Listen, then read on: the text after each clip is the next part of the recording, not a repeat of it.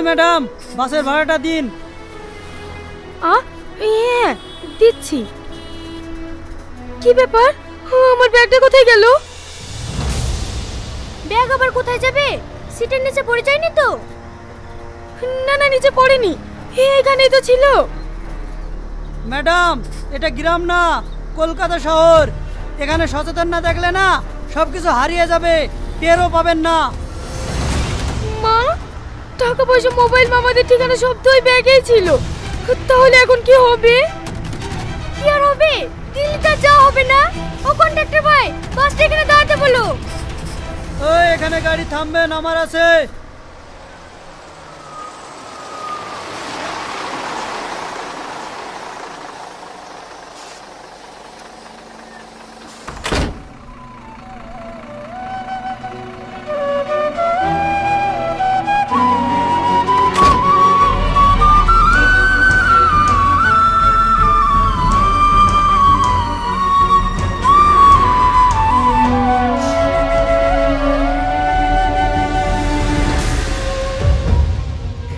Sister, আপনাদের emergency রুমটা কোথায়? সোজা গিয়ে ডান দিকে।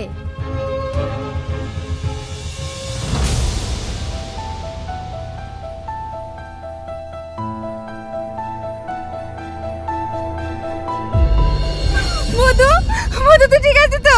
তোর এই অবস্থা কি করে হলো মধু?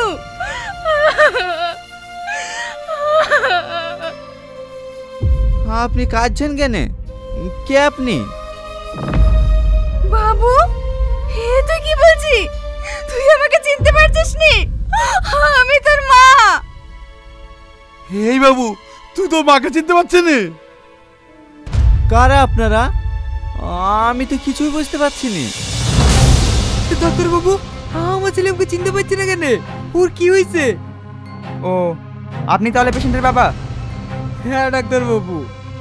দেখুন, আপনার ছেলে স্মৃতিশক্তি হারিয়ে ফেলেছে, এর জন্য কাউকে চিনতে পারছে না। ডাক্তার বাবু, আপনি কি বলছেন? আমার ছেলের অ্যাক্সিডেন্টে স্মৃতিশক্তি হারিয়ে গেছে। না, আপনার ছেলে অ্যাক্সিডেন্টের কারণে স্মৃতিশক্তি হারায়নি, সামান্য চোট পেয়েছে। ও স্মৃতিশক্তি হারিয়েছে মানসিক আঘাত পেয়ে। কিন্তু কি ডাক্তার বাবু? আমরা যখন ওকে ট্রিটমেন্ট করছিলাম তখন ও বারবার একটা মেয়ের নাম উচ্চারণ করছিল। মেয়েটার নাম যেন কি? সালমা। হ্যাঁ, সালমা। কে মেয়েটা? ওই মেয়েটাকে টনি খুব ভালোবাসতো, কিন্তু আজকে সকালেই ওরা সবাই গ্রাম ছেড়ে শহরে চলে গিয়েছে। ও আই সি, এবার বুঝতে পেরেছি। তাহলে ওই মেয়েটা চলে যাওয়ার কারণেই আপনার ছেলে শক পেয়ে স্মৃতিশক্তি হারিয়ে ফেলেছে। ডাক্তার বাবু, এর কোনো উপায় নাই? উপায় একটাই, ওই মেয়েটিকে যেভাবেই হোক আপনার ছেলের কাছে ফিরিয়ে নিয়ে আসতে হবে। কিন্তু ডাক্তার বাবু, ওরা কোথায় গেছে না গেছে আমি তো কিছু জানিনি। তাহলে ফিরিয়ে আনবো কিভাবে? এটা ছাড়া কি অন্য কোনো উপায় নেই? হ্যাঁ আছে।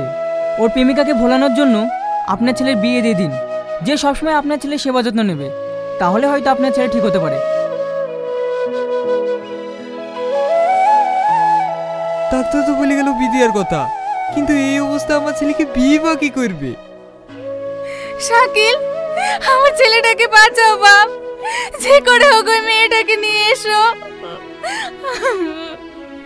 কান্না করেন না আন্টি, আমার মনে হয় ওরা দিল্লিতে গিয়েছে। দিল্লি যাক আর মুম্বাই যাক, তুমি ওই মেয়েটাকে খুঁজে নিয়ে এসো। যত খরচা হবে আমি দেবো। ঠিক আছে, আপনি চিন্তা করবেন না, আমি আজকেই বেরিয়ে যাব।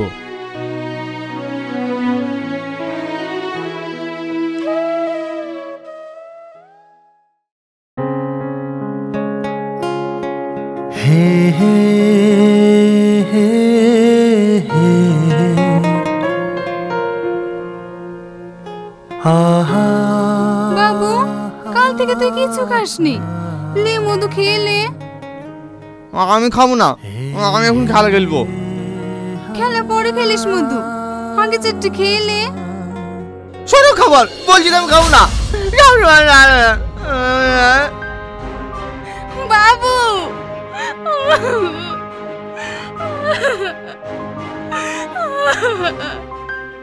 কি গো কাজ জোগানে? বাবু কই? বাবু কিছু খায়নি? আজকেও খাবার খায়নি গো, খাবার ছুঁড়ে ফেলে দিল। আমার বাবু কি আর আগের মতো ঠিক হবে না?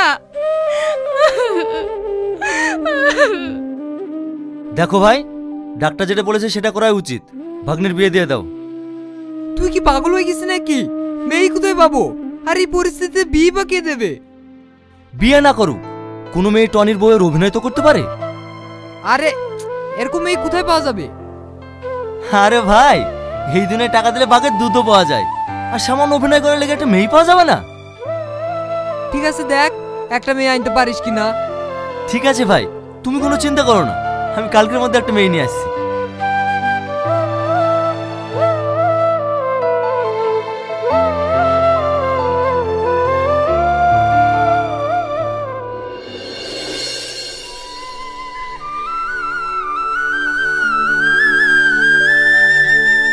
এই তুই মন খারাপ করে বসে কেন?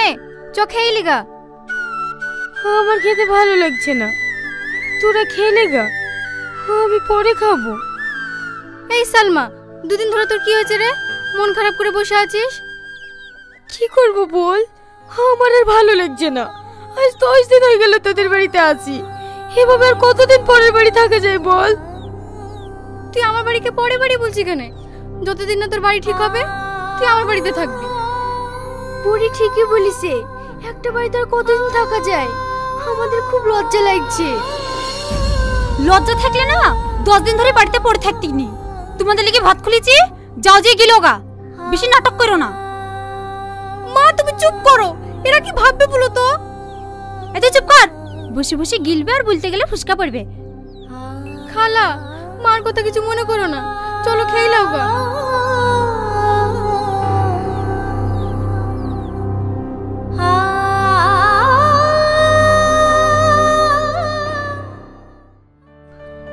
রিঙ্কি, বাড়িতে আছো? হ্যাঁ আছি। কি ব্যাপার আপনি? আসেন আসেন বসেন। হ্যাঁ, আমাকে প্রধান পাঠালো, তোমার বান্ধবী নেই, খুব অসুবিধা, কাজের প্রয়োজন। হ্যাঁ প্রয়োজন তো। আপনার কাছে কোনো কাজ আছে? হ্যাঁ, একটা কাজ আছে, তোমার বান্ধবী করতে পারবে? হ্যাঁ পারবো। ঠিক আছে বলেন। রিঙ্কি, এই মেয়েটা নাকি? হ্যাঁ, এর কথাই প্রধানকে বলেছিলাম। ও আচ্ছা আচ্ছা, এই কাজটা হলো যে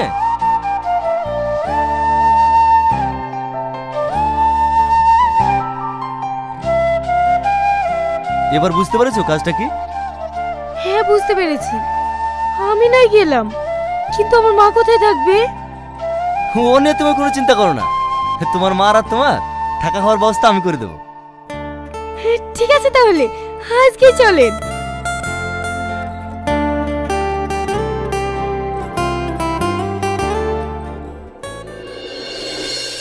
জানো মা, আমার ছেলে 4-5 দিন ধরে কিচ্ছু খায়নি।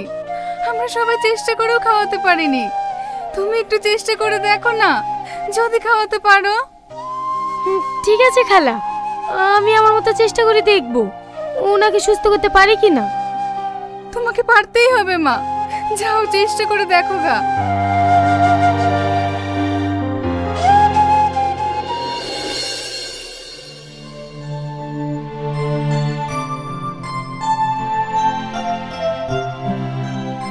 এলেন, আপনার জন্য খাবার নিয়ে এসেছি, হ্যাঁ খেলেন। এই তুই বললি কেন? হ্যাঁ, তোর আমি বল শক্তি নাই। এই বললি কেন, তুই বললি কেন? কি হলো? খাবার নিয়ে এসেছি, খেলেন। ও আমি খাবো না।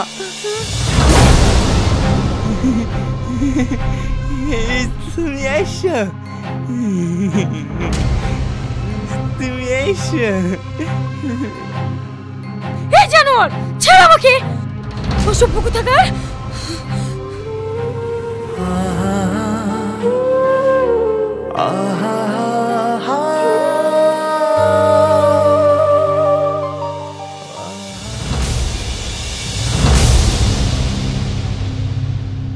মা, মা, তাড়াতাড়ি জামা কাপড় গুছিয়ে নাও, এখানে আর এক মুহূর্ত থাকবো না। কেন রে বুড়ি, কি হয়েছে? জানো মা, যাকে সুস্থ করতে এসে সে আর অন্য কেউ না, সেই জানোয়ারটা। এই তুই কার কথা বলছিস? চিনতে পারছো না মা? যে মেয়েদের পিছন পিছন ঘুরে মেয়েদের বাথরুমের ছাদে উঠে বসে থাকে সেই জানোয়ারটা। মধু, তুই এখান থেকে এসে খুব ভুল করেছি। ও আগে যেমন তাই করেছে, ও তো এখন অসুস্থ। যা মা যা, তুই ওকে সুস্থ করে তোল, আল্লাহ তোকে অনেক ভালোবাসবে।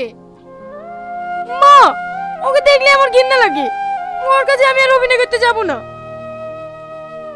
আমি তোর মনের কথা সব বুঝতে পারছি, কিন্তু কি করব বল, ওরা থাকা খাওয়ার ব্যবস্থা সব করে দিয়েছে। আমরা যদি এখান থেকে চলে যাই তাহলে আমরা এখন কোথায় যাব বল? ঠিক আছে মা, আজ শুধু অভাবের তাড়না ওই জানোয়ারের কাছে অভিনয় করতে যাচ্ছি, নাহলে জীবনেও যাতুক না।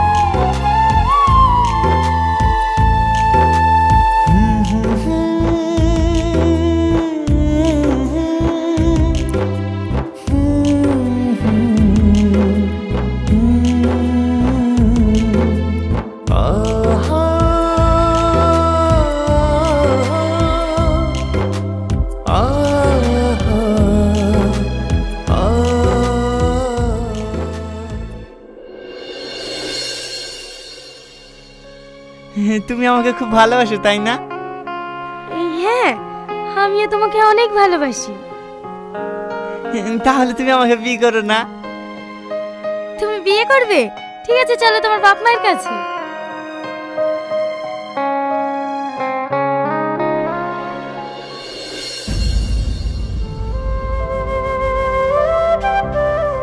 খালা। হ্যাঁ মা, কিছু বলবে? টনি, এটা তোমার কে হয়? এটা আমার মা। আর এটা? আব্বা। ওরে আমার মধু, ওরে আমার সোনা, তুই আমাদেরকে চিনতে পেরেছিস?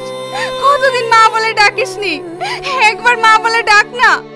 তোর মুখ থেকে কতদিন মা ডাক শুনিনি, একবার মা বলে ডাক না, ডাক না মধু, একবার মা বলে ডাক।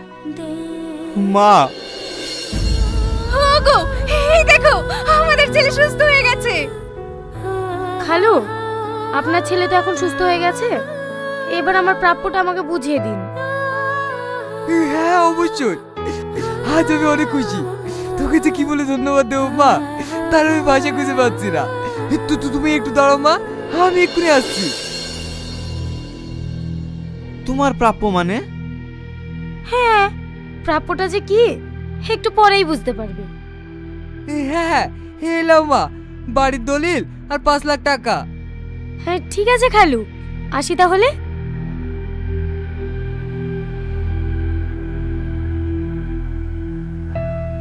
আব্বা, মা, সালমা চলে গেল যে? হ্যাঁ বাপ, ও তো তোকে অভিনয় করে সুস্থ করার জন্য এসেছিল। তুই তো সুস্থ হয়ে গেছিস, ও তো যাবেই। মা, মা তুমি ওকে আটকাও মা, আমি ওকে খুব ভালোবাসি মা, ওকে ছাড়া আমি বাঁচবো না মা।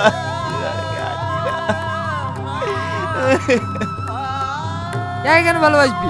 তুই যাকে ভালোবাসিস তাকে তো সাইকেল আনতে গেছে। ও যেদিন আসবে না, তোদের ধুমধাম করে বিয়ে দেবো। আব্বা তোমরা ভুল বুঝিস, এই সে সালমা যাকে আমি পাগলের মতো 5 বছর ধরে ভালোবাসি। হে বাবু, এই কথাটা তুই আর একটু আগে বললি নি, তাহলে ওকে আর যেতে দিতাম না। ও গো, তুমি তাড়াতাড়ি যাও, ওকে গিয়ে নিয়ে আসো গা। ঠিক আছে, আমি এক্ষুনি যাচ্ছি।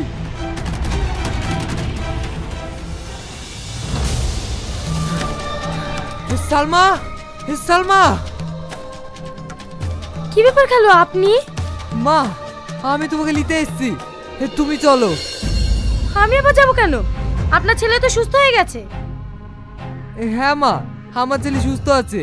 আমি ওইভাবে তোমাকে নিতে আসিনি, আমার ছেলের বৌমা হিসেবে তোমাকে নিতে এসেছি। কি? আপনি ভাবলেন কি করে আমি আপনার ছেলের বউ হব? কেন মা, আমার ছেলে কি খারাপ? অবশ্যই খারাপ। আপনার ছেলে একটা অসভ্য জানোয়ার, লম্পট। নইলে কি মেয়েদের বাথরুমে ছাদে ওঠে? চুপ করো। হ্যাঁ, আমার ছেলে লম্পট জানোয়ার, অসভ্য, শুধু তোমার জন্য। আর বাথরুমে ছাদে ওঠা কথা বলছো? হ্যাঁ উঠেছিল, শুধু তোমাকে এক পলক দেখার জন্য। আজ আমার ছেলে যত ফল দেখছো সব তোমার জন্য। আজ আমার ছেলে স্মৃতিশক্তি আজ পেয়েছে, সেটাও তোমার জন্য। দেখলে, তুমি আসার পর থেকে আমার ছেলে আবার সুস্থ হয়ে গেছে। যে তোমাকে পাগলের মতো 5 বছর ধরে ভালোবেসেছে, তাকে তুমি চিনতে পারলে না? এসব আপনি কি বলছেন খালু? টনি আমাকে এত ভালোবাসে, আর আমি আর ভালোবাসা চিনতে পারিনি। খালু, টনি এখন কোথায় আছে? কোথায় আছে বলেন না।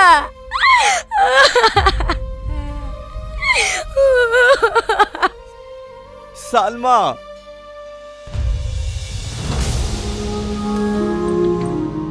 টনি।